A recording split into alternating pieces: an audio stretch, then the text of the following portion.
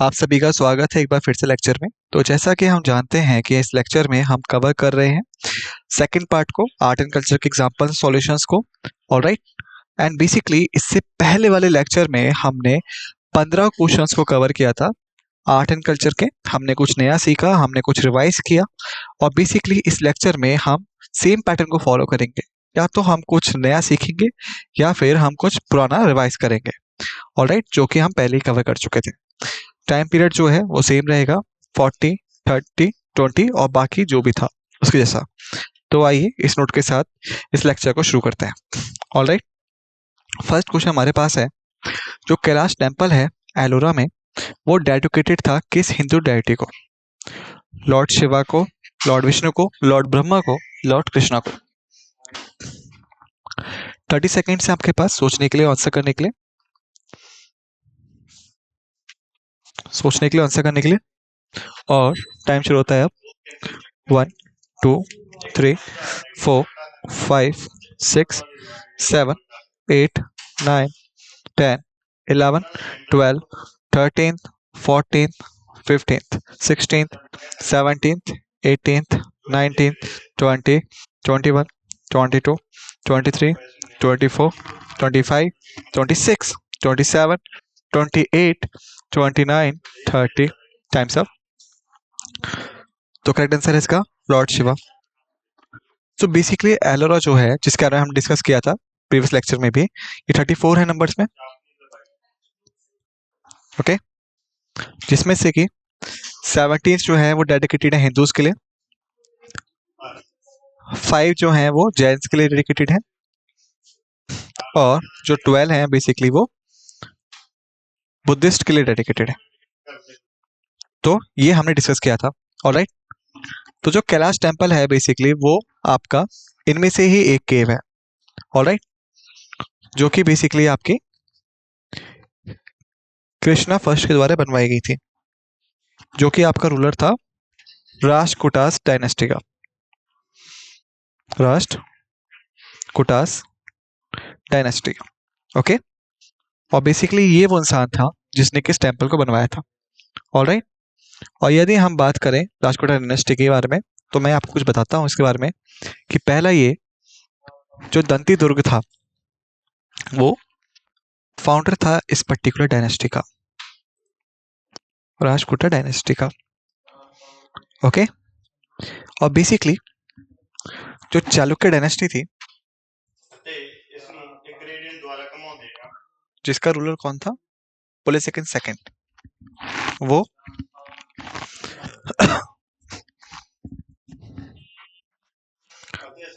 उसको फिनिश करा गया था राजकोटास द्वारा।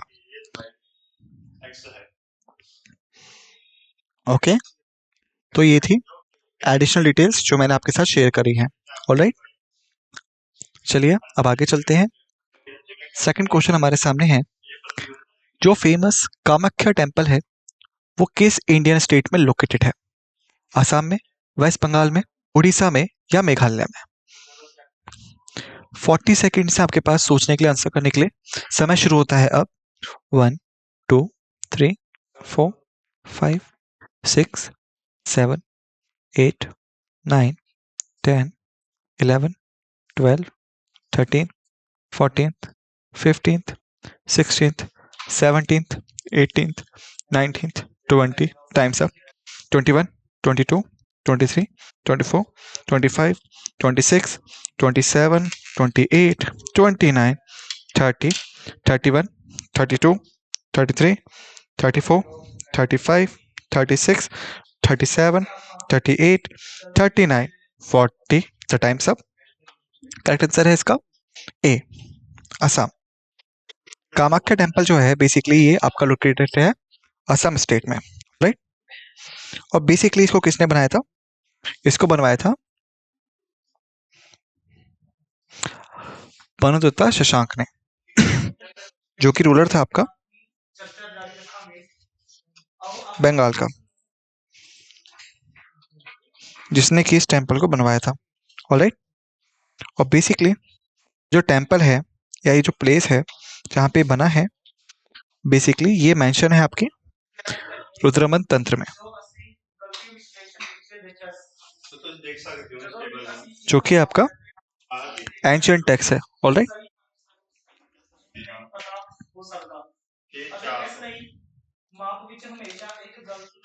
और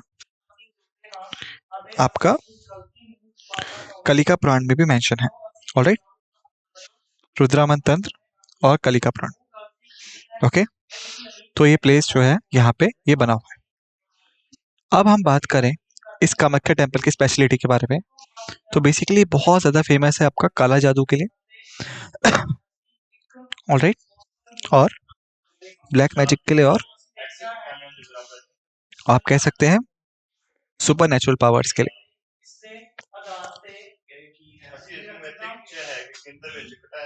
ऑलराइट, इन चीजों के लिए कामाख्या टेम्पल बहुत फेमस है। चलिए आगे चलते हैं। जो ट्रेडिशनल आर्ट है तंजौर पेंटिंग, वो किस इंडियन स्टेट में ओरिजिनेट हुई है? तमिलनाडु में, कर्नाटका में, आंध्र प्रदेश में, या फिर केरला में? 30 सेकेंड से आपके पास सोचने के लिए, आंसर करने के लिए टाइम शुरू होता है अब। 1 2 3 4 5 6 7 8 9 10 11 12 13 14 15 16 17 18 19 20 21 22 23 24 25 26 27 28 29 30। The times up. Correct answer है इसका तमिलनाडु। ऑलराइट, सो बेसिकली अगर हम बात करें तंजौर पेंटिंग्स की, तो बेसिकली ये बहुत फेमस है। ये बहुत फेमस जगह है तंजावुर के नाम। ऑलराइट,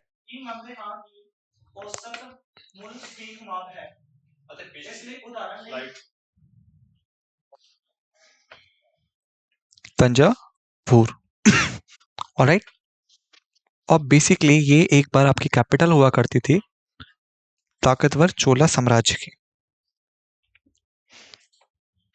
ओके, तो अब आप कह सकते हैं कि जो ये पेंटिंग्स हैं बेसिकली ये फ्लरिश्ड हुई किसके दौरान?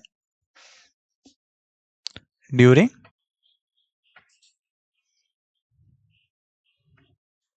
चोला रूलर्स। ऑलराइट, क्योंकि ये एसोसिएटेड थी आपके तंजावुर के साथ में, जो कि एक बार कैपिटल हुआ करती थी चोला किंगडम की। लेकिन जो बाकी रूलिंग डायनेस्टीज थी, जैसे कि मराठास हो गए, या फिर आपके मिलिट्री लीडर्स हो गए जैसे कि नायकास, वो भी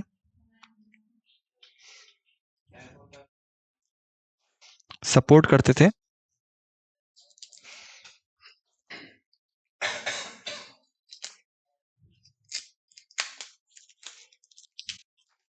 तंजावुर पेंटिंग्स को।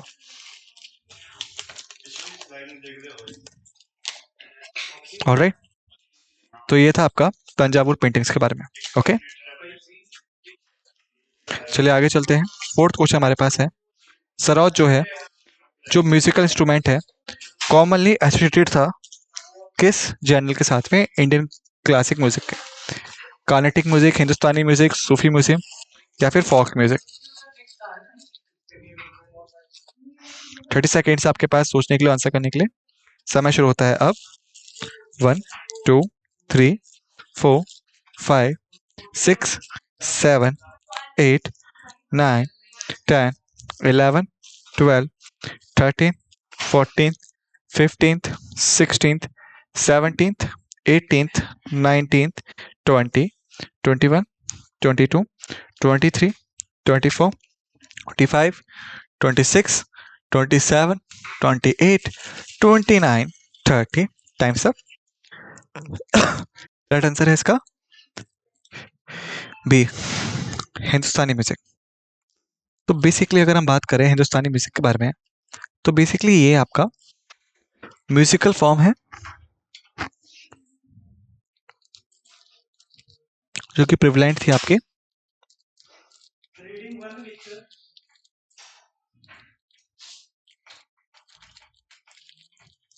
नॉर्थ इंडिया के रीजन्स में।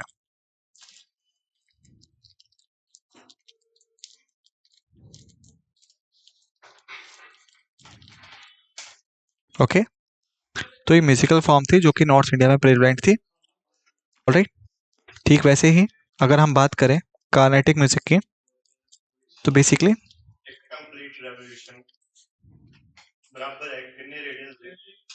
ये आपकी म्यूजिकल फॉर्म थी जो प्रेवलेंट थी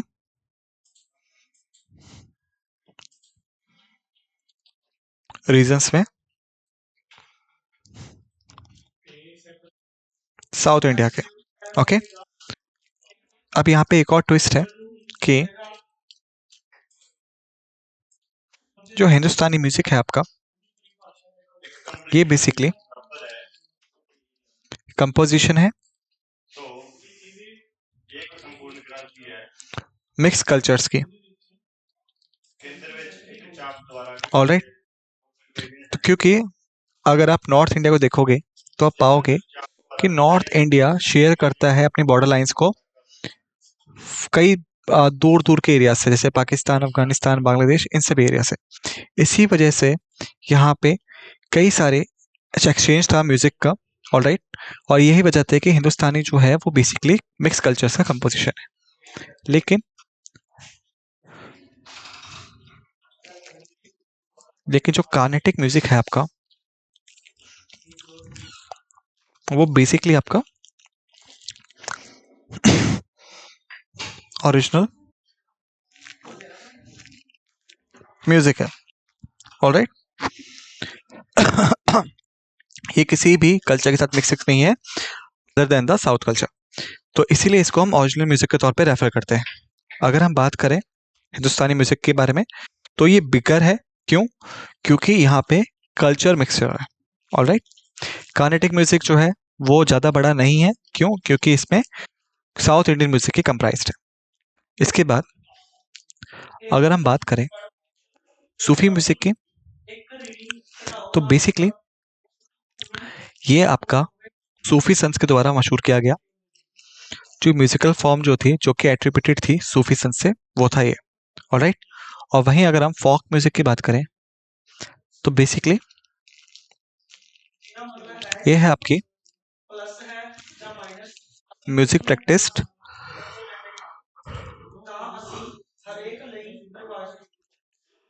जो कि होती है आपकी स्मॉल रीजन्स में और पर्टिकुलर स्टेट में और रीजन में।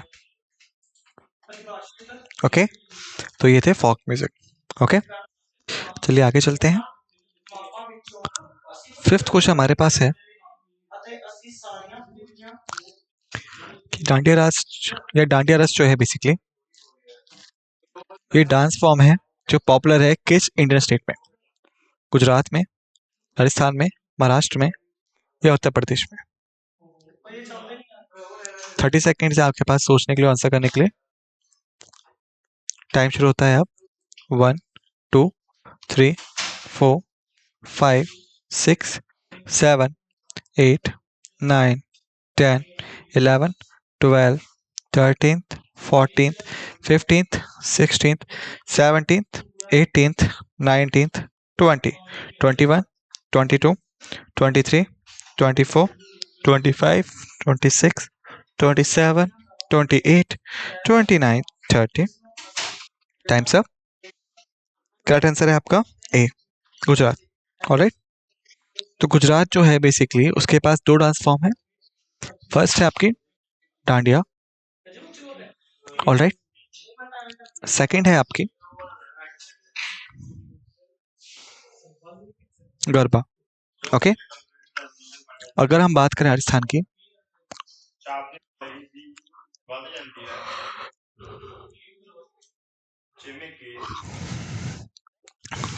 राजस्थान के पास भी दो डांस फॉर्म है। पहली है घूमर, सेकंड है इसकी घोड़ी को।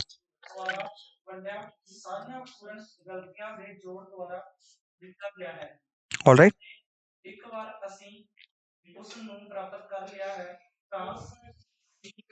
और यदि हम बात करें महाराष्ट्र की, तो महाराष्ट्र के पास भी दो डांस फॉर्म्स है। फर्स्ट है तमाशा, सेकंड है लावानी।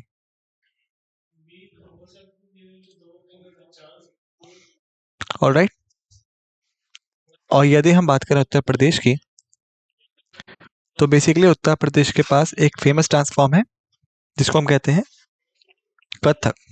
ऑलराइट, तो ये थे आपके डांस फॉर्म्स जो कि एसोसिएटेड हैं आपकी कई सारे स्टेट्स के साथ में।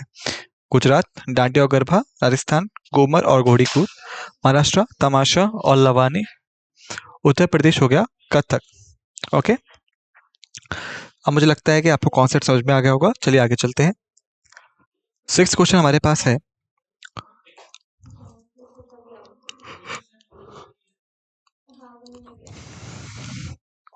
जो खजुराहो ग्रुप ऑफ मॉन्यूमेंट्स है यूनेस्को वर्ल्ड हेरिटेज साइट है, और ये अपने किस डिपिक्शन के लिए मशहूर है? बुद्धिस्ट टूब्स के लिए, हिंदू टेम्पल्स के लिए, जैन केव्स के लिए, या मुगल पैलेसेस के लिए? 30 सेकेंड्स आपके पास आंसर करने के लिए। टाइम शुरू होता है अब। 1 2 3 4 5 6 7 8 9 10 11 12 13th 14th 15th 16th 17th 18th 19th 20 21 22 23 24 25 26 27 28 29 30। Correct answer है बी, हिंदू टेम्पल्स। ऑलराइट, तो बेसिकली अगर हम बात करें खजुराहो के बारे में, तो बेसिकली लोकेटेड है आपके मध्य प्रदेश में। ऑलराइट, प्रीवियस लेक्चर के डिस्कशन पे भी हमने देखा था। ऑलराइट, और प्रीवियस लेक्चर में मैंने आपको बताया भी था कि बेसिकली ये बहुत फेमस है हिंदू टेम्पल्स के लिए और जैन टेम्पल्स के लिए। राइट, लेकिन यहाँ पे आंसर जो है वो हिंदू टेम्पल्स है, जैन जैन केव्स नहीं। क्यों? क्योंकि हम यहाँ पे केव्स के बारे में बात नहीं कर रहे हैं, हम यहाँ पे टेम्पल्स के बारे में बात कर रहे हैं। ऑलराइट, तो जब भी इस तरह के क्वेश्चंस आएंगे एग्जामिनेशन में, आप हमेशा ध्यान से पहले क्वेश्चन को पढ़ेंगे, फिर ऑप्शंस को पढ़ेंगे। ऑलराइट, इस चीज की तरह जैसे कि हमने देखा कि हम पूछ रहे हैं खजुराहो के बारे में जो कि मशहूर है टेम्पल्स के लिए, हिंदूज के और जैन्स के। हमारे पास दो ऑप्शंस हैं, हिंदू टेम्पल्स और जैन केव्स। ऑलराइट, तो अगर अगर आपने ध्यान से चीजें पढ़ी होंगी तो हमें पता होगा कि टेम्पल्स के लिए बना था, इसलिए टेम्पल आंसर होगा ना कि केव। ऑलराइट, अब चलिए आगे चलते हैं। लेकिन आगे जाने से पहले एक चीज हमें यहाँ पे रिवाइज करनी होगी, वो ये है कि इन टेम्पल्स का जो आर्किटेक्चर था वो है नगर स्टाइल।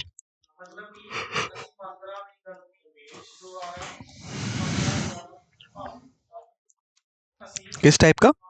नगर स्टाइल का। ऑलराइट, चलिए आगे चलते हैं।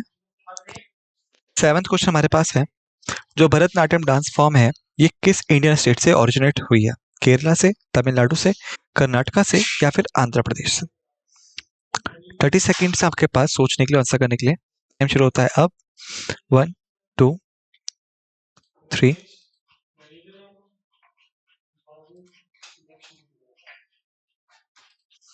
टाइम शुरू होता है दोबारा से। 1 2 3 4 5 6 7 8 9 10 11 12 13th 14th 15th 16th 17th 18th 19th 20 21 22 23 24 25 26 27 28 29 30। Correct answer है बी, तमिलनाडु। क्योंकि हमने डिस्कस भी किया था कि जो भरतनाट्यम है और आपका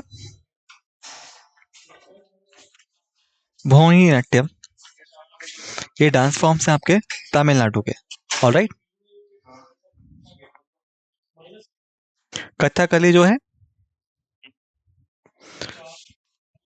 वो डांस फॉर्म है आपकी केरला की। ओके,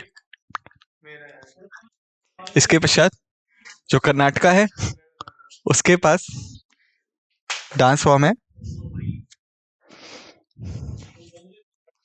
यक्षगाना के। ऑलराइट, वहीं पे जो आंध्र प्रदेश है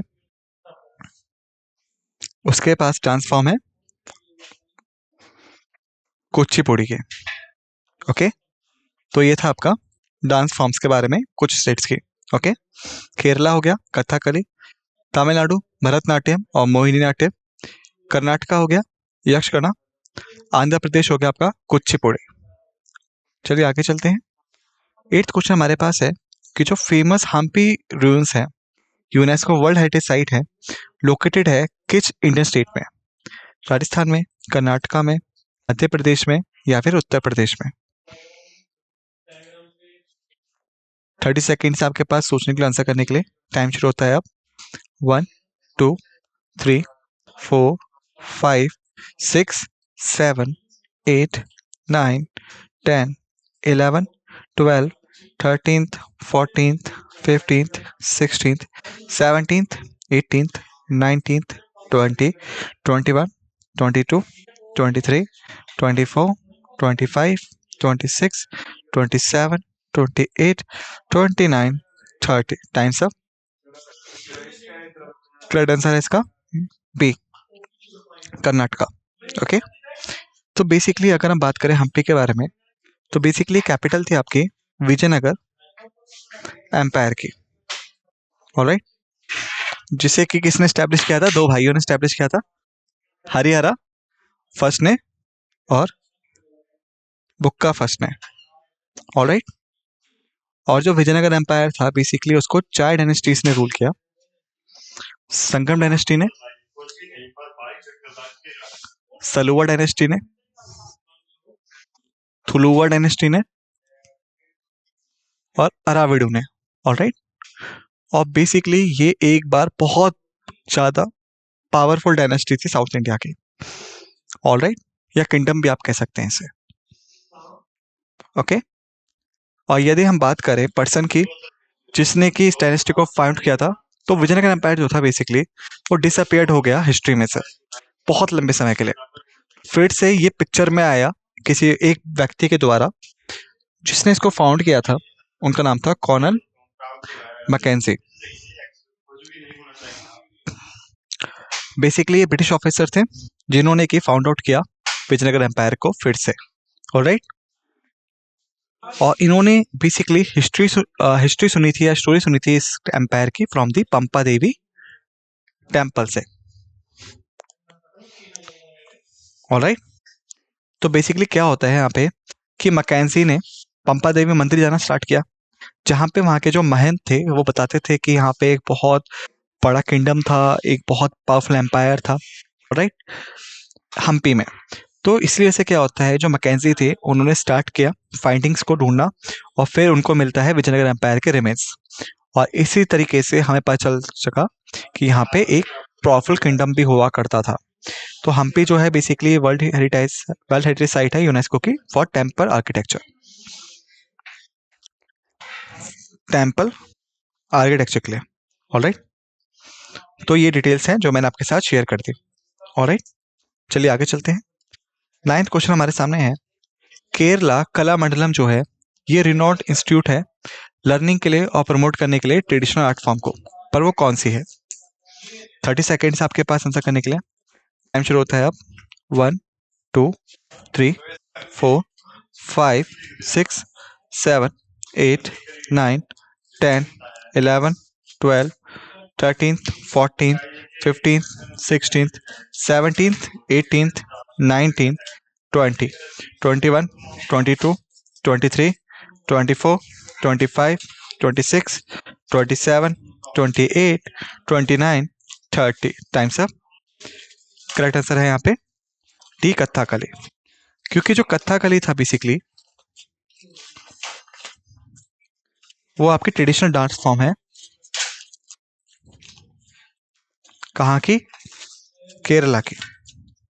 राइट, तो इसी वजह से जो केरला कला मंडलम था बेसिकली डेडिकेटेड था आपका ट्रेडिशनल आर्ट फॉर्म के लिए, यानी केरला के लिए।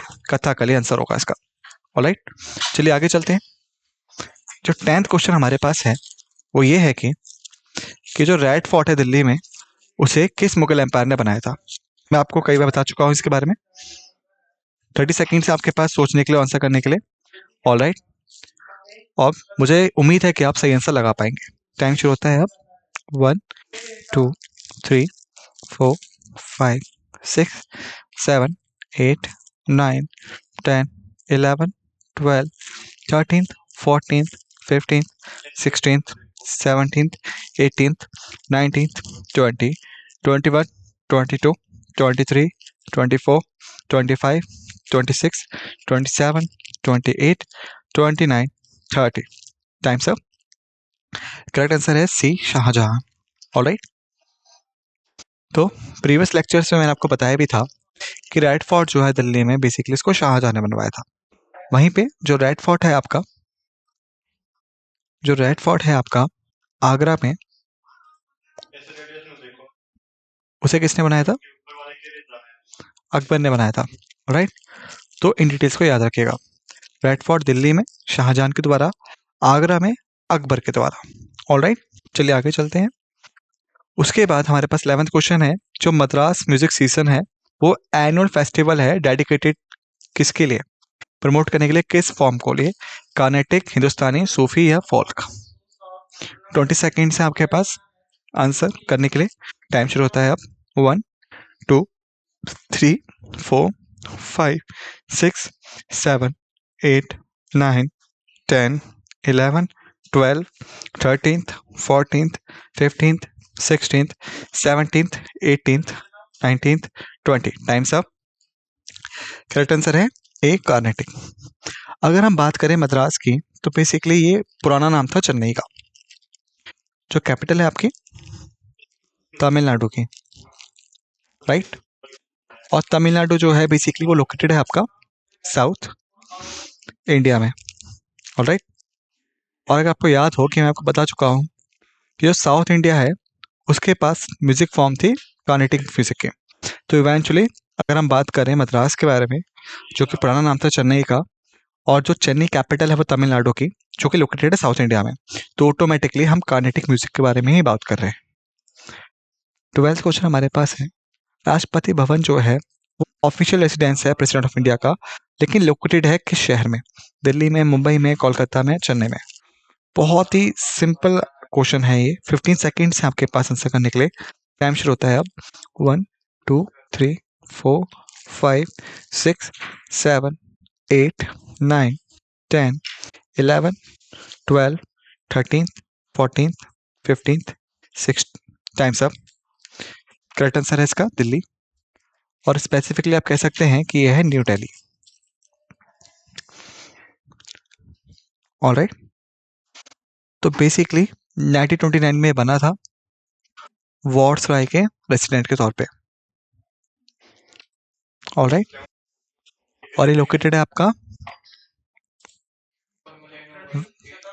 पश्चिमी अंत पे, वेस्टर्न एंड पे, रायसेना हिल्स के। ओके। तो ये थी डिटेल्स आपके। 1929 में बना था, नई दिल्ली में है, वेस्टर्न एंड पे पड़ता है रायसेना हिल्स के, और बना था आपका वॉइस रेसिडेंस के तौर पे ब्रिटिश टाइम पे। ऑलराइट। 13th क्वेश्चन हमारे पास है।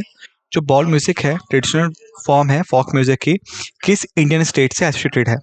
असम से, वेस्ट बंगाल से, उड़ीसा से, मेघालय से? 20 सेकेंड से आपके पास सोचने के लिए, आंसर करने के लिए। टाइम शुरू होता है अब। 1 2 3 4 5 6 7 8 9 10 11 12 13th 14th 15th 16th 17th 18th 19th 20। Times up. Correct answer है B, West Bengal. Alright. 14th question हमारे पास है कि हरमिंदर साहिब जो है, जिसे हम गोल्डन टेम्पल के नाम से भी जानते हैं, वो किस इंडियन सिटी में लोकेटेड है? बहुत ही सिंपल क्वेश्चन है। फिर से 15 सेकेंड से आपके पास। ओके। और 15 सेकेंड ज्यादा टाइम आंसर करने के लिए। आपका टाइम शुरू होता है अब। 1 2 3 4 5 6 7 8 9 10 11 12 13th 14th 15th। Times up. Correct answer है बी, अमृतसर। अमृतसर बेसिकली जो आपका पंजाब में पड़ता है, जहाँ पे आपका गोल्डन टेम्पल जो है वहां पे लोकेटेड है। इसको बनाया किसने था? गुरु अर्जन देव ने। ऑलराइट।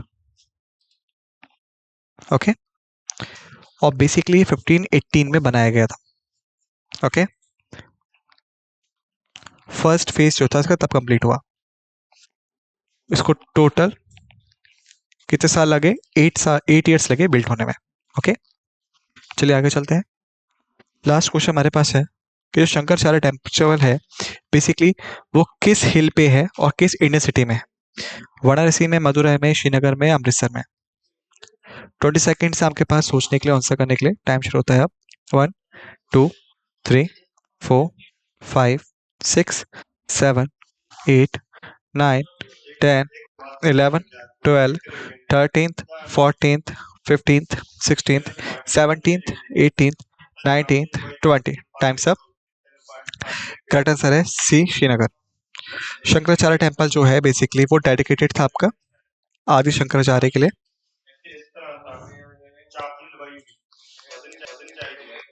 ऑलराइट, और बेसिकली ये बना था आपका 200 BC में, और ये सिर्फ और सिर्फ आपका ओनली हिंदू टेम्पल है जो कि श्रीनगर में पड़ता है, जो कि आज तक बचा हुआ है। Alright, okay. सो बेसिकली इस लेक्चर में हमने आर्ट एंड कल्चर को खत्म कर दिया है। नेक्स्ट लेक्चर में हम कंटिन्यू करेंगे सिविक्स पार्ट के साथ में। तब तक के लिए सभी फैक्ट्स एंड फिगर्स को अच्छे से रिवाइज कर लीजिएगा जो हमने डिस्कस किए हैं, और रेडी रहेगा दूसरे लेक्चर के लिए। इसी के साथ इस लेक्चर को समाप्त करते हैं। आप सभी का धन्यवाद।